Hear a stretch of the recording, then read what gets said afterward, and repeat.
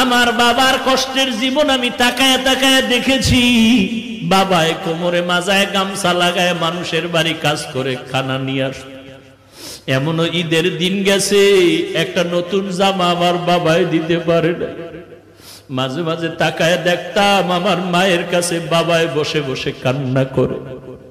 আমি বলতাম, রে ও মা, বাবায় কেন কাঁদলো? মা বলতো, তোরে একটা জামা দিতে পারে নাই, দুঃখে তোর বাবায় কান্না করেছে। এমন কষ্টের জীবন পাড়ায়া তোমার ঘরে আসছি। জানির কারি সাহেব আজকে আল্লাহর কাছে দোয়া করে গেলেন, কিন্তু দেখে যেতে পারলেন না যে হাফিজুর রহমান কেমন হয়ে গেল। আমার হাত আর তার হাত এক জায়গায় নিয়ে এইভাবে উঠায়া উজানি বৈশা ঘরে বৈশা দোয়া করতেন, আল্লাহ